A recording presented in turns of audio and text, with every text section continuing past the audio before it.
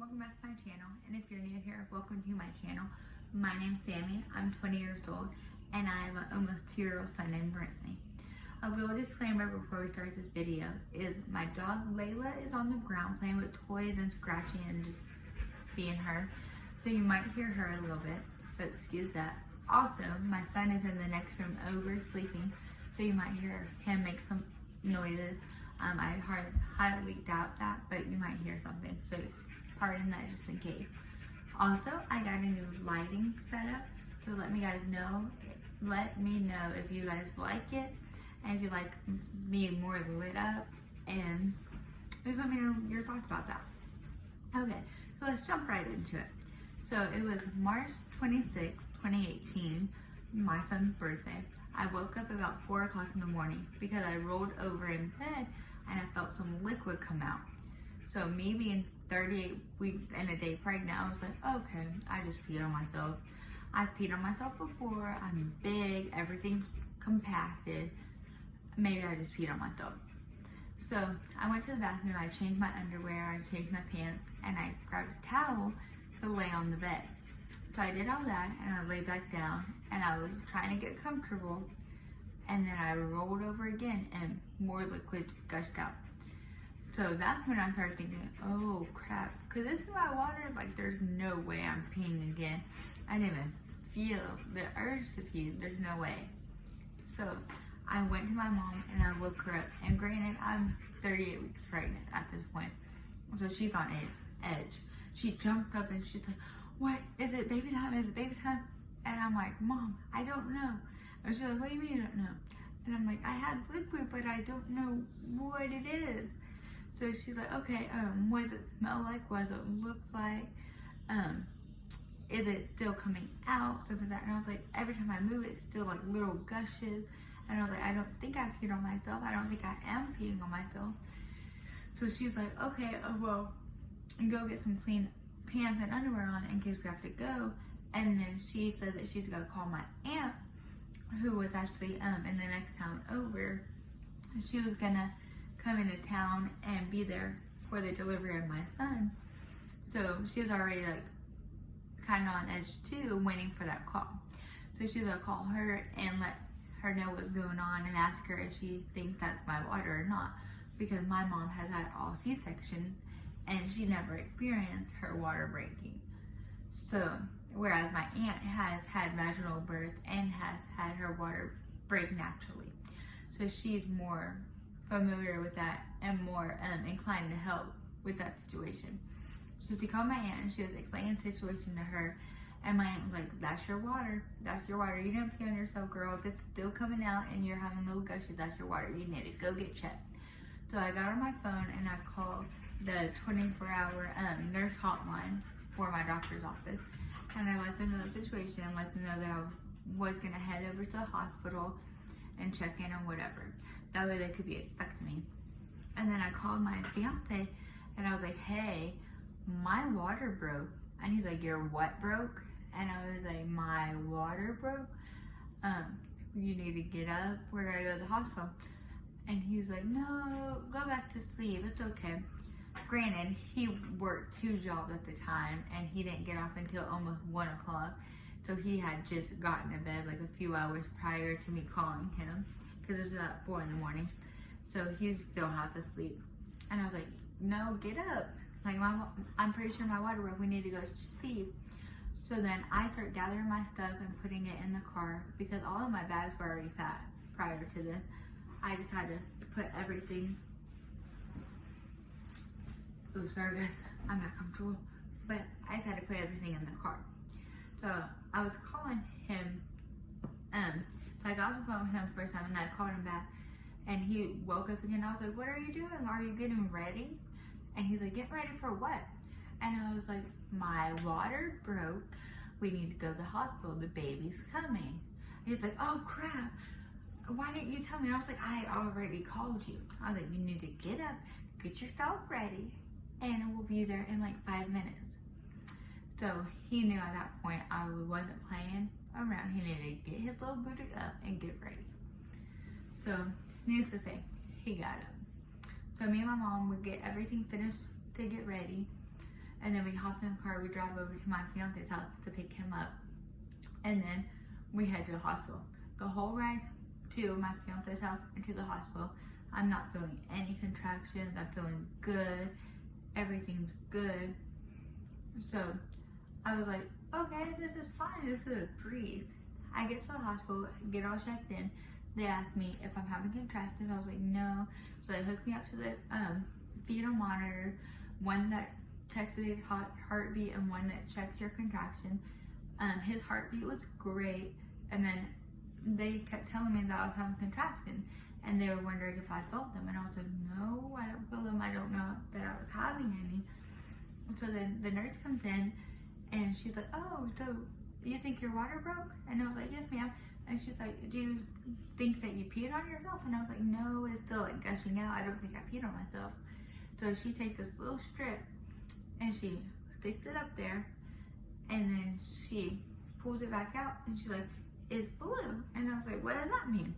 And she was like, that means we're having a baby. Your water broke. So I'm like freaking out. And then she checked my cervix, and she was like, and guess what? And I was like, what? And she said, you're 5 centimeters. I was like, oh my goodness. Last time I was checked, I was like 2 centimeters. So I was like, it kind of set in that it was real and that baby was coming probably today. So I called my mom, who was in the waiting room, because me and my fiance were the only two in the triage room. I called her, and she's thinking that we're about to get sent home. So she answered the phone. She's like, are we going home? And I was like, no, we're having a baby. My water broke. I'm 5 centimeters. Go ahead and come back here. They're going to transfer me over to labor and delivery.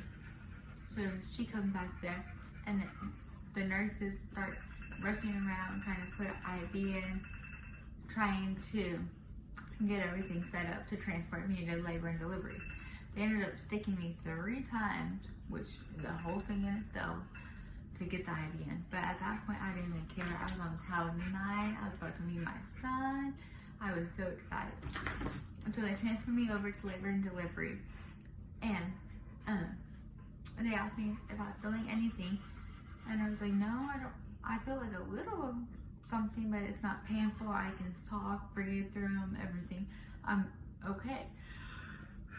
So then my doctor comes in, and he asks me the same question. And he's like, okay, well, since you're 5 centimeters and your water did break, I'm going to go ahead and start you on Pitocin, because I don't want you getting any infection. I don't want you to go too long.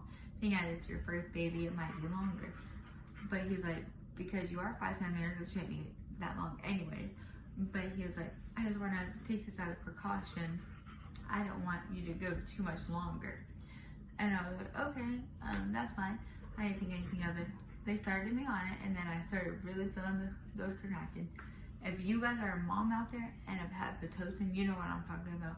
Pitocin makes your contraction worse. I'm just gonna say it does. So I started feeling the contraction, and then the nurse comes back in, and she's like, how you feeling? I'm like, I'm good. My back hurts, but I'm good.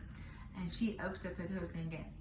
So the second time she upped the Pitocin, I'm laboring for a good little bit.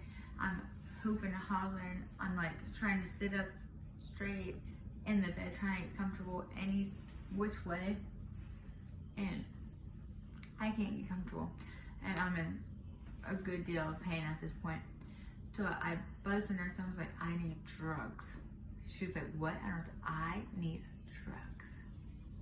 Okay, I need drugs. So my fiance was like, no, you're okay. And I looked at him, I was like, I need drugs. And he's like, oh yeah, you can get the epidural if you want to, you can. So the anesthesiologist comes in to give me my epidural, and he tries sticking it in, and then he's like, has anyone told you your back is curved? Because I have slight scoliosis of the back, but I didn't know prior to getting epidural. So I was like, no, that's weird. He was like, yeah, your back is curved some. And I was like, oh, okay. So he's like, so that epidural's put in wrong right now for your back. I need to take it out and put it in again. I'm looking at him like, I'm having contractions, and you want me to stay hunched over so you can take it out and then put it back in. He's like, yeah, because if it's in the way that it's in, it's going to cause you more problems. So I was just like, okay, whatever, do what you have to do, whatever, that's fine. So he takes it out and puts it back in. We're all good to go. The epidural didn't really hurt that much. It's just like the initial pressure of it that I think freaks most women out. That's what freaked me out, is it was just a lot of pressure. And it's not really like pain, it's just you feel like this pushing on your back, and you have to stay in a weird position, like completely hunched over. And so it's just weird. And like I said, you're having contraction, you're feeling that pressure, you're hunched over weird. So it's just not an ideal situation at all. But I got my epidural, and then the nurse checked me right after they laid me down after the epidural. And she's like, you're 8 centimeters. And I was like, if I would have known I'm 8 centimeters, I wouldn't have gotten this epidural. After all the pain that I done went through to get it and all the trouble. And nowadays, I have so much back pain from getting epidural. It's crazy. Like in the location that they stuck the epidural, that's where most of my back pain stems from. It's crazy. If I could go back and not get epidural, I don't think I would, because I have so much back issues now.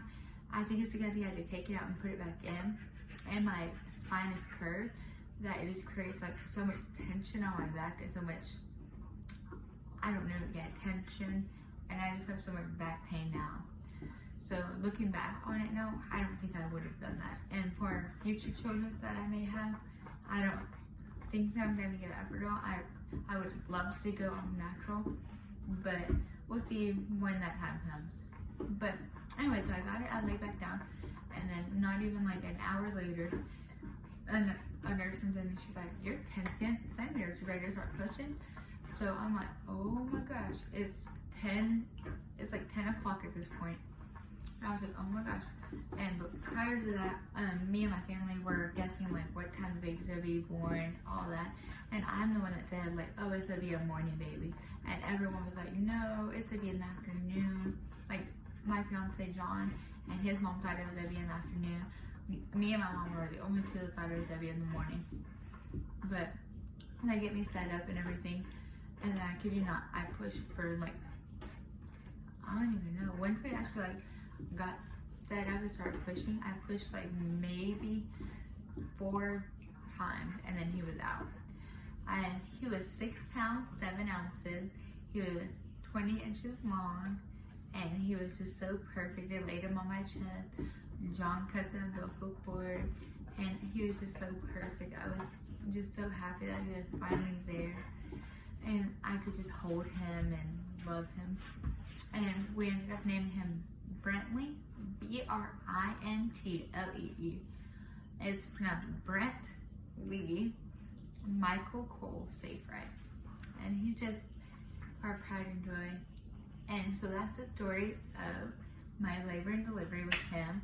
If you guys want to hear any more pregnancy related stories or postpartum stories with him, just leave a comment down below, and I'm sure, and I'm happy to do it.